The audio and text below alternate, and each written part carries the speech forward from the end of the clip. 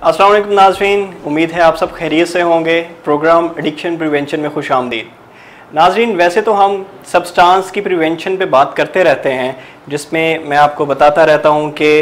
Drug addiction से कैसे आपने बचना है, कैसे आपने उन सारे सब्सटेंस से बचना है जो कि मुआशरे में फैले हुए हैं और ड्रग्स हर तरफ फैली हैं, तो आप कैसे उन ड्रग से बच सकते हैं। लेकिन हम एक पॉइंट मिस कर जाते हैं जिस पे सोशल एक्सेप्टेंस भी है और इसके बावजूद कि ये बहुत स्ट्रॉन्ग एडिक्शंस हैं, लोग इसको स्ट्रॉन्ग एडिक्शन समझते नहीं हैं। तो आज हम एक बड़े इंपॉर्टेंट टॉपिक पे बात करेंगे कि एडिक्टिव बिहेवियर्स, क्या ये भी एडिक्शन की एग्जांपल्स हैं, क्या ये भी एडिक्शन के ज़ुमरे में आते हैं, क्या ये भी वैसे ही स्ट्रॉन्ग एडिक्शंस हैं जैसा कि किसी सब्सटेंस की, जैसे किसी केमिकल की एडिक्शन है। फॉर एग्जांपल जैसे हेरोइन की एडिक्शन है, कैनाबिस की एडिक्शन है या अल्कोहल की एडिक्शन है। तो आया कुछ बिहेवियर्स भी एडिक्टिव हो सकते हैं, क्या कुछ रवैये भी एडिक्टिव हो सकते हैं और इस हद तक एडिक्टिव हो सकते हैं कि वो एडिक्शन के ज़ुमरे में आए, यानी कि वो वैसे ही नुकसान पहुँचाएँ जैसा कि आपको कोई केमिकल की एडिक्शन नुकसान पहुँचाती है। तो नाज़रीन, इसके लिए सबसे पहले आपको एडिक्शन के प्रोसेस को समझना होगा। इस प्रोसेस को मैं बहुत से प्रोग्राम्स में एक्सप्लेन करता आया हूँ, लेकिन चूँकि आज के प्रोग्राम में हमने उसको कोरिलेट करना है, तो मैं आपको चाहूँगा कि थोड़ा सा एक प्रीवियस आपको एक थोड़ा सा एक थॉट दे दूँ और आपको थोड़ा सा वो समझा दूँ कि ताकि आपको पता चल जाए कि जो एडिक्टिव बिहेवियर्स होते हैं ये कैसे कोरिलेट करते हैं और कैसे ये वैसे ही इंसान को नुकसान पहुँचाते हैं जैसा कि सब्सटेंस की कोई एडिक्शन इंसान को नुकसान पहुँचाती है। तो नाज़रीन देखिए, जिस तरीके से किसी केमिकल, फॉर एग्जांपल हम लेते हैं कि कोई बंदा अल्कोहल इस्तेमाल करता है, आहिस्ता आहिस्ता आहिस्ता उसका इस्तेमाल जब ज़्यादा होता जाता है तो वो एक ऐसी स्टेज पे पहुंच जाता है जहां पे हम उसको कहते हैं कि ये अब अल्कोहलिक हो गया है। यानी अब इसके जिस्म में एक ऐसा प्रोसेस है जिसकी वजह से जो जिस्म में अल्कोहल लेने से टॉक्सिन्स हैं वो ज़्यादा बढ़ रहे हैं और अब बंदा डिपेंडेंट हो चुका है अल्कोहल पे। अब अगर वो अल्कोहल नहीं इस्तेमाल करता तो उसका जिस्म जो है वो क्रेविंग करता है और अब उसे क्रेविंग्स होती हैं और इतनी स्ट्रॉन्ग क्रेविंग्स होती हैं और कि वो इरिजिस्टिबल क्रेविंग्स होती हैं। यानी क्रेविंग्स तो होती ही इरिजिस्टिबल है कि इतनी स्ट्रॉन्ग अर्ज उठती हैं कि वो उनको रेजिस्ट नहीं कर पाता, उनको नो नहीं कर पाता। बल्कि आज ही क्लास में मेरी लेक्चर में बात हो रही थी कुछ पेशेंट्स से, तो वो मुझे बता रहे थे कि सर आज मौसम बड़ा बेहतर है और आजकल जैसे ही बारिश होती है और हवा चलती है, बेशक बाद में थोड़ा सा वो एक हब्स का माहौल हो जाता है, लेकिन उससे पहले जो बारिश और प्लेजेंट वेदर होता है उसमें जो स्ट्रॉन्ग क्रेविंग्स होती हैं तो हमारा बड़ा दिल करता है कि हम किसी किस्म की ड्रग करें। तो इससे मुझे पता चला कि चाहे कोई कंट्रोल्ड एनवायरनमेंट में रहे, चाहे कोई ट्रीटमेंट में अंदर हो, लेकिन जब क्रेविंग्स आती हैं तो वो इतनी स्ट्रॉन्ग एक विश और अर्ज लेके उठती हैं कि इंसान उनको रेजिस्ट नहीं कर पाता। और यूजुअली लोग क्रेविंग्स जब होती हैं तो क्रेविंग्स जीत जाती हैं और इंसान हार जाते हैं, और यही वजह होती है कि क्रेविंग्स एक one of the leading cause है रिलैप्स का। हम जरा बात दूसरी तरफ लेके जा रहे हैं। मैं आपको बता रहा था कि एडिक्टिव प्रोसेस क्या होता है। तो नाज़रीन देखिए, जब इंसान किसी भी सब्सटेंस पे बहुत ज़्यादा मुनहसिर करना शुरू कर देता है, जब उसकी ज़िंदगी के बाकी एस्पेक्ट्स, जब उसकी बाकी एक्टिविटीज़ इतनी ज़्यादा इम्पोर्टेंस नहीं रखती उसके लिए और उसकी ज़िंदगी का महवर किसी एक सब्सटेंस के इर्द गिर्द घूमने लगता है, तो इसको हम कहते हैं कि वो बंदा एडिक्टिव नेचर में चला गया है। अब वो एक एडिक्ट बन चुका है, अब वो एक नशा लेने वाला इंसान, यानी जिसे उर्फ़ आम में नशई कहते हैं कि नशई बन चुका है। अब उससे क्या होता है, अब उसके ज़िंदगी के जितने भी एस्पेक्ट हैं वो डैमेज होना शुरू हो जाते हैं। यानी उसका स्पिरिचुअल कॉन्टेक्स्ट या स्पिरिचुअल एस्पेक्ट भी डैमेज होना शुरू हो जाता है, यानी वो कोई मजहबी फरीज़ा अच्छे से अदा नहीं कर पाता क्योंकि वो नशे के इन्फ्लुएंस में होता है। फिर उसकी फ़िज़िकल हेल्थ डैमेज होना शुरू हो जाती है। ज़ाहिर बात है, जो वो ड्रग ले रहा है उसके जिस्म पे जो मनफी असरात हैं उसकी वजह से उसकी सेहत आहिस्ता आहिस्ता डाउन होना शुरू हो जाती है और उसे तरह तरह की बीमारियाँ और किस्म की लगना शुरू हो जाती हैं। इसके अलावा उसकी जो साइकोलॉजिकल हेल्थ है वो भी डैमेज होना शुरू हो जाती है, यानी कि उसकी अब सोच और रवैये और मूड, इनमें अब कुछ आम इंसान की तरह की मुताबिकत नहीं रहती। अब वो मुख्तलिफ बिहेव करता है। फिर उसके सोशल रिलेशनशिप डैमेज होना शुरू हो जाते हैं, यानी उसके लोगों से जो ताल्लुकात हैं वो इतने कुछ बेहतर नहीं रहते। तो ये सारे ज़िंदगी के एस्पेक्ट्स जब डैमेज हो जाते हैं और इनकी इंटेंसिटी बढ़ती जाती है तो फिर एडिक्शन की जो सेवेरिटी है वो भी बढ़ती जाती है और हम कहते हैं कि ये एक बंदा प्रॉपर एडिक्ट हो चुका है और इसको अब ट्रीटमेंट की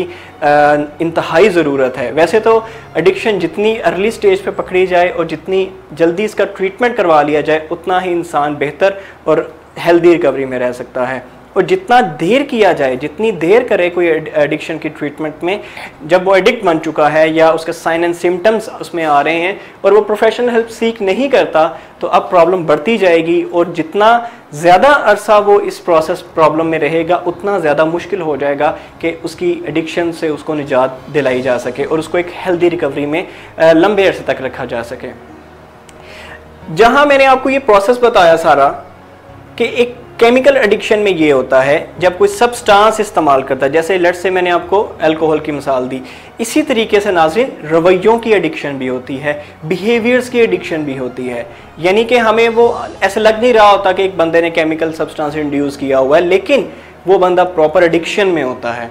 और किसी को पता भी नहीं चल रहा होता। हमारे इर्द गिर्द हमारे दोस्त, अहबाब, रिश्तेदारों में और इवन खुद हम बाज़ औक़ात ऐसी एडिक्शंस का शिकार होते हैं जिनका हमें पता भी नहीं होता। बाज़ दफ़ा उन्हें माइक्रो एडिक्शंस कहा जाता है, लेकिन बाज़ औक़ात वो माइक्रो एडिक्शन से ज़्यादा बढ़ के हो जाती हैं और वो प्रॉपर एडिक्शन के ज़ुमरे में आना शुरू हो जाती हैं जब उनकी इंटेंसिटी बहुत बढ़ जाती है।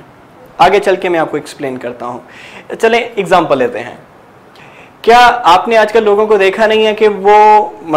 बगैर किसी काम के जब भी फ्री बैठे होते हैं तो वो अपना मोबाइल सबसे पहले पकड़ते हैं और कुछ ना कुछ फेसबुक या व्हाट्सएप, वाइबर या सोशल प्लगइन्स को इस्तेमाल करना शुरू कर देते हैं।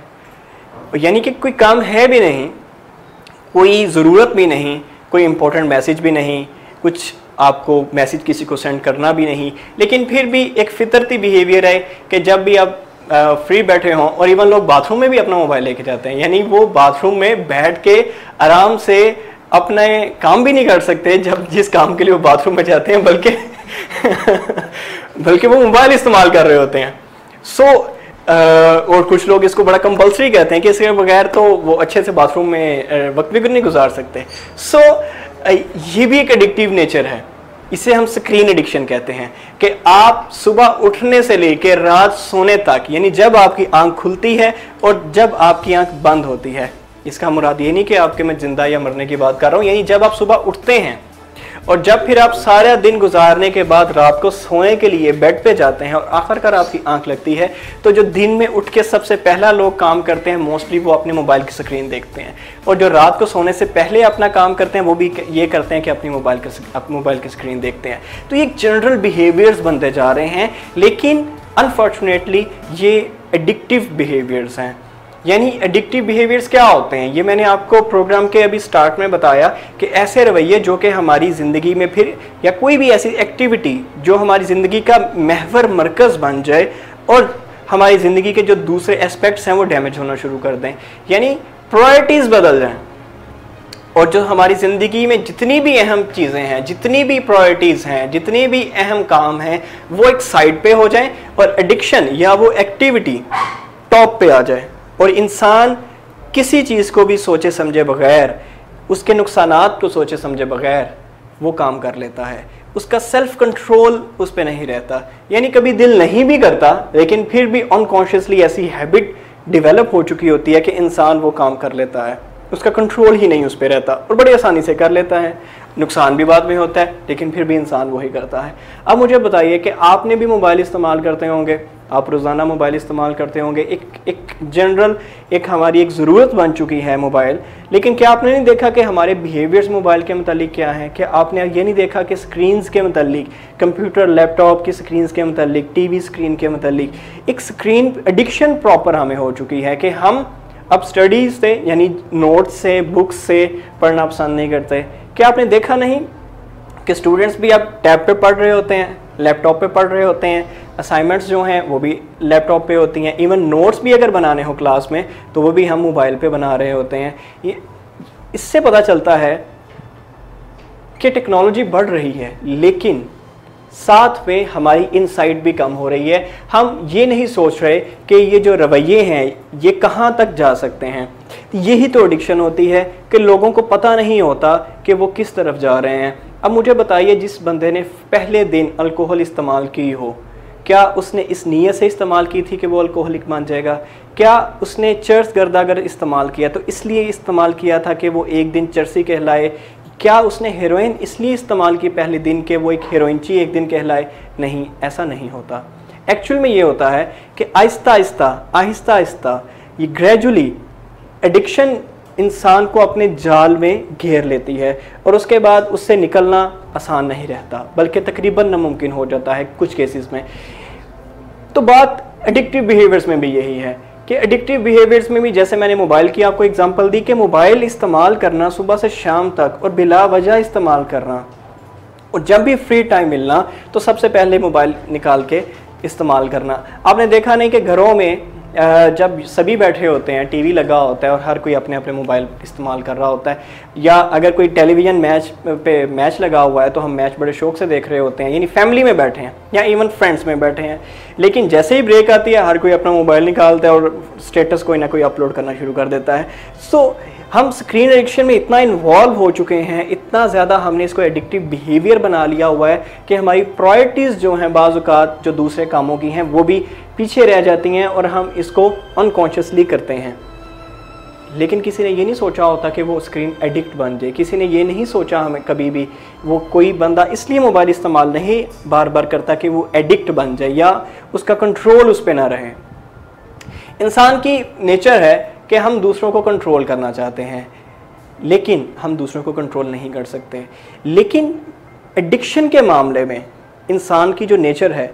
वो भी कई दफ़ा पसे पुश चली जाती है और इंसान को पता ही नहीं चलता कि वो कैसे एडिक्शन की बीमारी में आहिस्ता आहिस्ता धंसता जाता है। तो इसलिए नाज़रीन, ये सारी बातें बताने का मकसद ये था कि पहली बात ये है कि जो हमारे बिहेवियर्स हैं वो भी प्रॉपर एडिक्शन बन सकते हैं, वो भी हमारे ज़िंदगी में ऐसे ही नुकसान पैदा कर सकते हैं जैसे भी कोई भी केमिकल एडिक्शन है वो हमारे ज़िंदगी में नुकसान पैदा करती है। लेट्स से जैसे मैंने आपको बताया कि अल्कोहल, चर्स, हेरोइन,